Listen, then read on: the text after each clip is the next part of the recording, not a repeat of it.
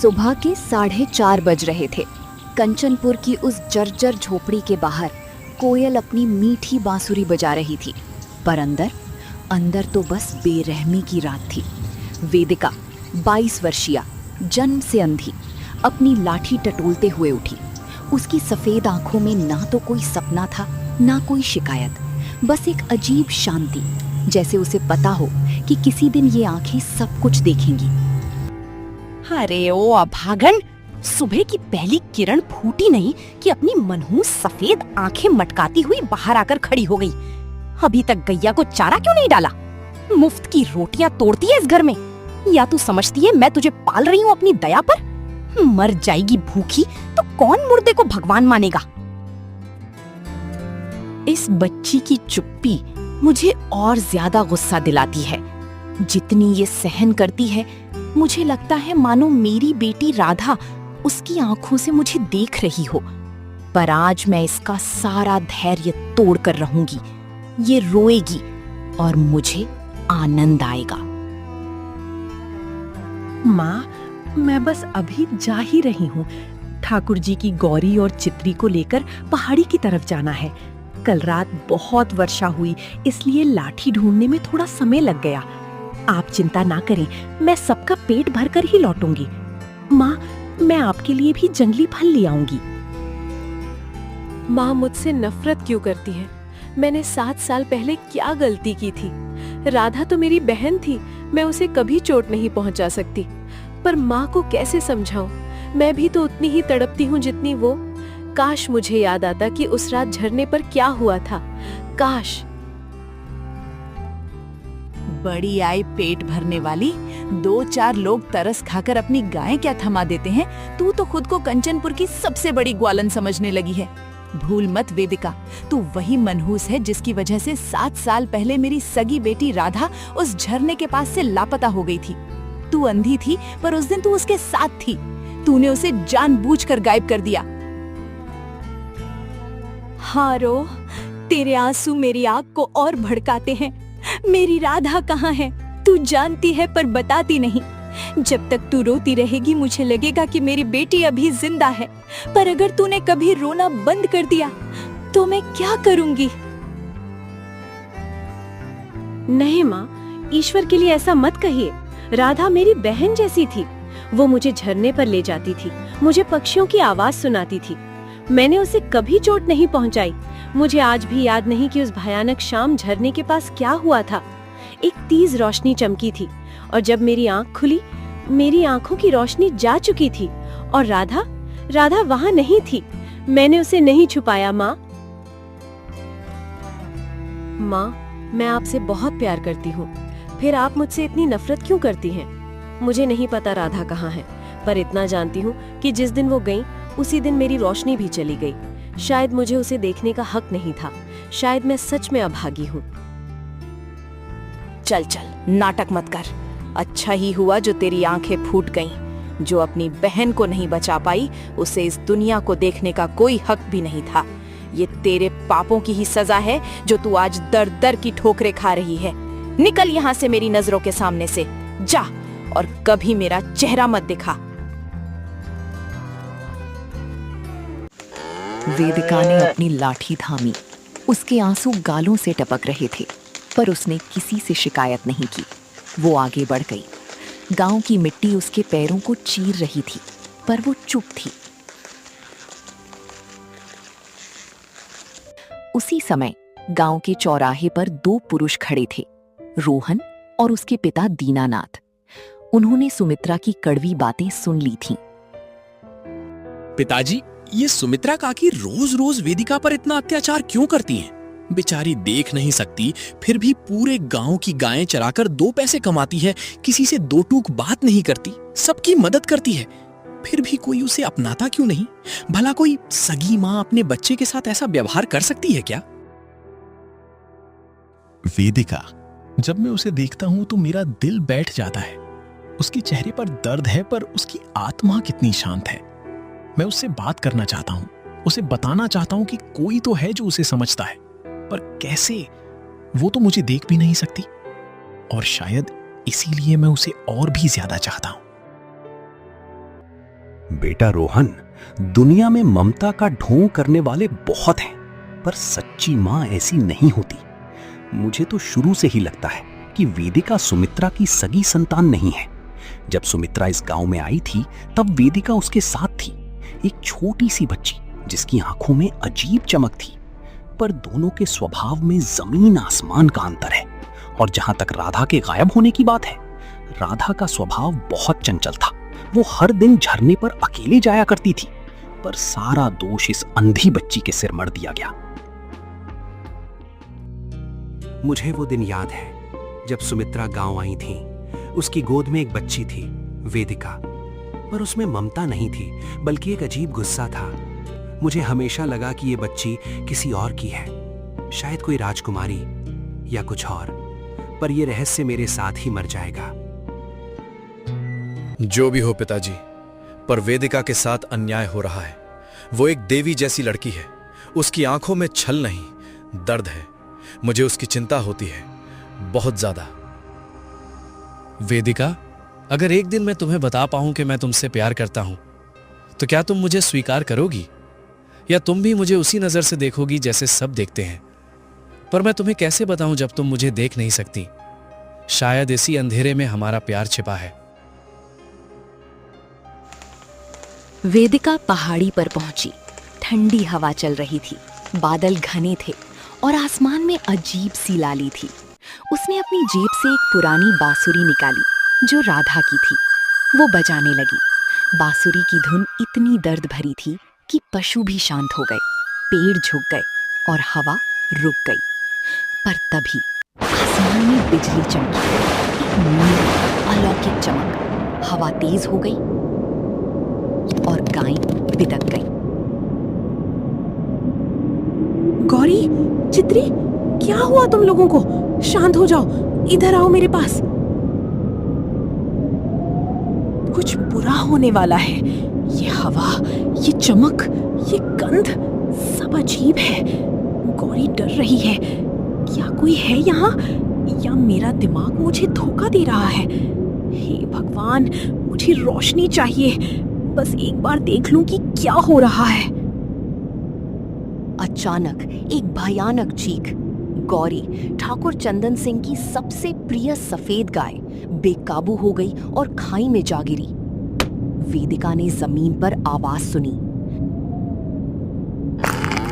और फिर सन्नाटा। वो घुटनों पर गिर गई।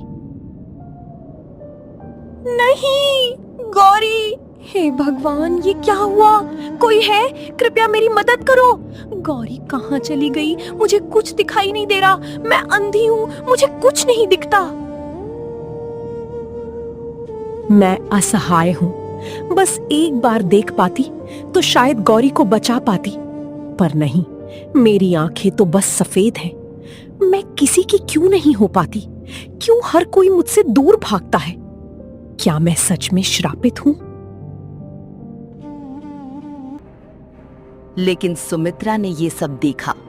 उसके चेहरे पर शैतानी मुस्कान थी। वो दौड़ी, चिल्लाई और पूरे गांव को इकट्ठा कर लिया। ठाकुर चंदन सिंह अपने लठैतों के साथ आए। उनके चेहरे पर क्रोध और पीड़ा दोनों थे। ठाकुर जी, अनर्थ हो गया। इस अंधी ने आपकी सबसे प्यारी सफेद गाय गौरी को जानबूझकर पहाड़ी से नीचे धक्का दे दिया। मैं अपनी आंखों से देखकर आ रही हूँ। ये तो पहले मेरी बेटी को खा गई थी, आज इसने आपकी लक्ष्मी को भी मार डाला। अब तो इस अभागन को कोई नहीं बचा सकता। ठाकुर को मेरी बातों पर विश्वास हो गया है। अब ये गांव से निकल जाएगी और मैं अकेली रह जाऊंगी, बिना किसी याद के। शायद तब मुझे शांति मिले। पर क्यों मेरा दिल इतना भारी है? क्यों मुझे लगता है कि मैं कुछ खो रही हूँ? क्या वेदिका, क्या ये सच है? मेरी गौरी कहाँ है? नहीं ठाकुर जी, माँ झूठ कह रही हैं। मैं अपनी जान दे सकती हूँ, पर किसी बेजुबान को चोट नहीं पहुंचा सकती। अचानक मौसम बदला और गौरी का पैर फिसल गया। मैं तो उसे देख भी नहीं सकती। मैं उसे कैसे धक्का दूंगी? ठाकुर जी, कृपया मेरी बात सुन लीजिए। मैं आपको कैसे समझाऊं कि मैं निर्दोष हूं, पर आप तो माँ की बात मानेंगे जैसे सब मानते हैं। मैं अकेली हूं, बिना किसी सहारे। काश कोई मेरी आवाज सुनता, काश कोई मुझ पर विश्वास करता।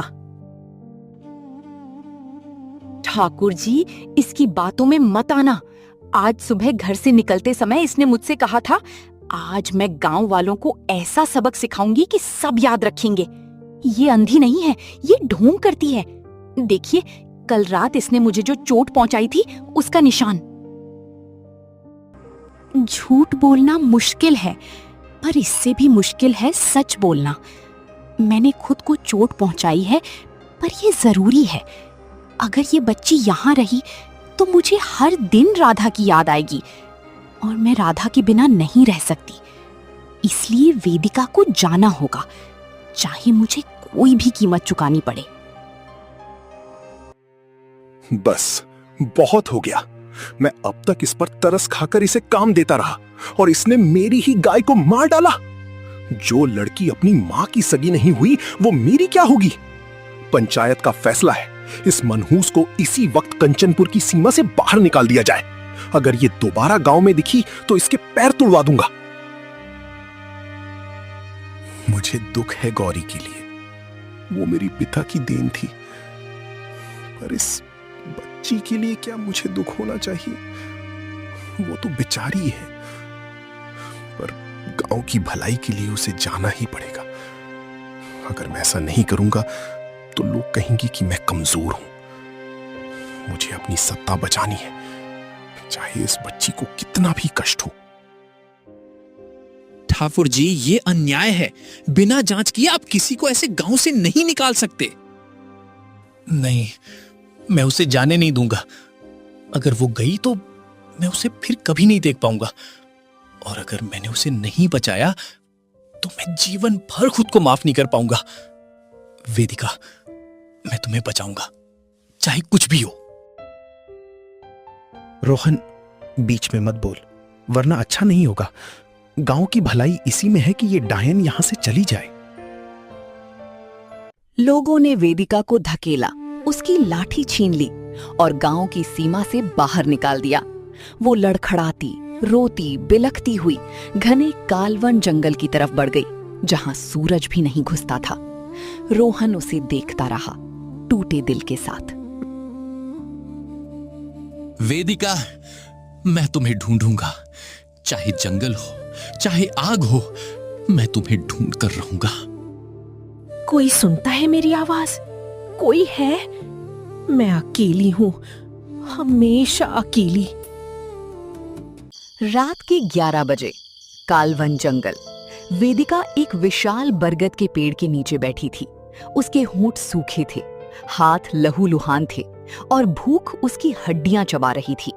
उसके पास ना पानी था, ना रोटी, ना कोई सहारा, बस अंधेरा और उसकी टूटी हुई लाठी।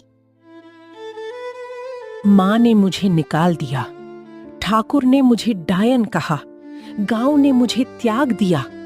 क्या मैं सच में इतनी बुरी हूं? क्या मेरे जीने का कोई मतलब नहीं? माँ, मैं आपसे प्यार करती हूँ, फिर आप मुझसे नफरत क्यों करती हैं? मैंने 7 साल पहले क्या गलती की? राधा, तुम कहाँ हो? मुझे बताओ, क्या मैं सच में अभागी हूँ? अगर मैं मर जाऊं तो क्या किसी को फर्क पड़ेगा? माँ को राहत मिलेगी, ठाकुर को शांति मिलेगी, गांव को खुशी, पर रोहन, क्या उसे मेरी याद आएगी? वो तो अकेला है जो मुझसे बात करता है, पर शायद वो भी मुझे भूल जाएगा। मैं तो बस एक अंधी लड़की हूं जिसे कोई नहीं चाहता। अचानक उसे दूर से एक आवाज आई, एक अजीब, मधुर लेकिन भयावह आवाज। वो डरी, पर उसकी आत्मा किसी अनजान खिंचाव में बंध गई। वो उठी और जंगल के बीच से गुजरी। वो पहुंची स्वर्ण रेखा नदी के किनारे। वहां नदी के बीच में एक नीली चमकती गाय खड़ी थी। उसके सींग सोने के थे और उसके पास हीरे जवाहरातों का कलश रखा था। तभी एक राहगीर विक्रम वहां आया। वो लोभ में अंधा था। उसने आगे बढ़कर गाय को छुआ और चिल्लाया, मैं राजा बनूंगा। पर जैसे ही उसने छुआ, बिजली कड़की। विक्रम पत्थर बन गया। मदन काका ने ये सब देखा। उसके हाथ से कुल्हाड़ी छूट गई। वो भागा और गांव पहुंचकर चिल्लाया, ठाकुर जी, स्वर्ण रेखा नदी के किनारे मत जाना। वहां एक श्रापित नीली गाय है, जो उसे छूता है पत्थर बन जाता है। गांव में दहशत फैल गई। अगली सुबह वेदिका फिर से नदी के किनारे पहुंची। वो बहुत कमजोर थी, भूखी प्यासी। उसने नदी का पानी हाथ में लिया, पर तभी आकाश से एक दिव्य प्रकाश उतरा। साधु अनंतनाथ प्रकट हुए। उनकी दाढ़ी सफेद, माथे पर तिलक और आंखों में ब्रह्मांड। पुत्री वेदिका, तुम्हारी परीक्षा पूरी हुई। तुम कोई साधारण चरवाही नहीं हो, और ना ही तुम्हारा जन्म इस मृत्यु लोक पर दुखों को भोगने के लिए हुआ था। अब समय आ गया है कि तुम अपने वास्तविक स्वरूप को जानो। इस आत्मा ने बहुत दुख सहे हैं, पर अब उसका कर्म पूरा हुआ। अब मुझे उसे उसकी पहचान देनी है, क्योंकि जब सत्य स्वयं प्रकट होता है तो अंधेरा अपने आप मिट जाता है। महात्मा, आप कौन हैं और मेरे साथ ये क्या हो रहा है? मुझे अपनी माँ की नफरत और इस गांव का अन्याय समझ नहीं आता। मुझे बताइए, मैं कौन हूँ? ये साधु कौन है? उसकी आवाज इतनी प्यारी क्यों है? वो मुझे पुत्री कह रहा है, जैसे कोई मुझसे प्यार करता है। क्या सच में मैं किसी की बेटी हूँ? क्या मेरा कोई अपना है? मैं बस जानना चाहती हूँ, मैं कौन हूँ? पुत्री, अपनी आंखें बंद करो और अपने पूर्व जन्म को देखो। तुम पूर्व जन्म में इस तुच्छ धरती की नहीं, बल्कि परी लोक की ज्येष्ठ राजकुमारी इनाया थीं। साधु ने अपने कमंडल से जल छिड़का और वेदिका के सामने अतीत के दृश्य तैरने लगे। वो देखने लगी, एक दिव्य महल, परीलोक। राजा विश्वभान सिंहासन पर विराजमान है। उनकी 2 बेटियां, इनाया बड़ी और अवनी छोटी। इनाया प्रजा की सेवा करती है, लोग उसे प्यार करते हैं। राजा ने दिव्य नीलमणि, परीलोक की शक्ति, इनाया को सौंपी। अवनी जलती है। वो अपनी दासी सुमित्रा के साथ साजिश रचती है। वे इनाया को कालकूट रस पिलाते हैं, जिससे इनाया अपनी स्मृति और शक्तियां खोकर धरती पर गिर जाती है। राधा, सुमित्रा की बेटी, बचाने आती है। अवनी उसे शापित करके नीली गाय बना देती है और उस पर श्राप डालती है कि जो कोई उसे छुएगा वो पत्थर बन जाएगा। सुमित्रा अपनी बेटी को ढूंढती हुई धरती पर आती है और वेदिका को अपना दुश्मन मान बैठती है। मुझे सब याद आ गया गुरुदेव। मैं राजकुमारी इनाया हूँ। उस दुष्ट अवनी और इस सुमित्रा ने मेरे साथ इतना बड़ा छल किया। और राधा तो मेरी प्राण प्रिया थी, उसे तो उन्होंने शापित कर दिया। इतने सालों से मैं सोचती थी कि मैं अभागी हूँ, पर मैं तो राजकुमारी थी। और माँ, सुमित्रा मेरी माँ नहीं बल्कि मेरी दुश्मन है। पर राधा कहाँ है? वो तो बेचारी, मुझे उसे बचाना है, मुझे अपना दायित्व निभाना है। वेदिका की आंखें खुली। वो देख सकती थी पेड़, नदी, साधु और सामने वो नीली गाय अब एक सुंदर लड़की में बदल गई, राधा। राजकुमारी इनाया, मुझे क्षमा कर दीजिए। मेरी माँ सुमित्रा ने सत्ता के लालच में अवनी का साथ दिया, पर मैंने आपको बचाने का प्रयास किया था, इसीलिए अवनी ने मुझे शापित कर दिया था। आज आपकी पवित्रता ने मुझे इस शाप से मुक्त कर दिया। इतने सालों बाद मुझे मेरी राजकुमारी मिली है। मैं हमेशा उनकी सेवा करना चाहती थी, पर मुझे शापित कर दिया गया। अब मुझे आजादी मिली है और मैं उनके साथ रहना चाहती हूँ, हमेशा। तभी ठाकुर चंदन सिंह, सुमित्रा और गांव के लोग वहां पहुंच गए। वे वेदिका को ठीक देखकर और वहां एक सुंदर परी को देखकर दंग रह गए। राधा, मेरी बेटी, तू यहाँ कैसे? और ये अंधी ये देख कैसे रही है? मेरी राधा, वो जिंदा है? पर ये वेदिका कैसे देख सकती है? क्या सच में वो कोई राजकुमारी है? अगर ऐसा है तो मैंने क्या किया? मैंने एक राजकुमारी को 7 साल प्रताड़ित किया। हे भगवान, अब मेरा क्या होगा? सुमित्रा, अब तुम्हारा पाप का घड़ा भर चुका है। जिसे तुम अभागन और अंधी कहती थीं, वो परीलोक की राजकुमारी इनाया है। तुमने और राजकुमारी अवनी ने जो छल किया था, उसका अंत आ गया है। मुझे क्षमा कर दो राजकुमारी, मैं धन और प्रतिशोध के लालच में अंधी हो गई थी। मुझे अपनी बेटी मिल गई, मुझे छोड़ दो। मैंने उसे प्रताड़ित किया, मैंने उसे अभागन कहा, मैंने उसके साथ इतनी क्रूरता की, और वो राजकुमारी है। अब मुझे कौन बचाएगा? मेरी राधा मुझसे मुंह मोड़ लेगी, मैं अकेली रह जाऊंगी। मुझे माफ कर दो। कर्मों का फल तो भोगना ही पड़ता है सुमित्रा। तुमने एक मासूम के साथ जो क्रूरता की है, उसकी सजा तुम्हें यही धरती लोक देगा। तुम जीवन भर दर दर भटकोगी और तुम्हें कभी शांति नहीं मिलेगी। वेदिका ने अपनी दिव्य शक्तियों से सुमित्रा की सारी धन दौलत नष्ट कर दी और उसे गांव से हमेशा के लिए बहिष्कृत कर दिया। नहीं, मेरी संपत्ति, मेरी बेटी, मुझे छोड़ो। माँ, आपने अपने कर्मों का फल भोगा। मैं राजकुमारी के साथ जाऊंगी।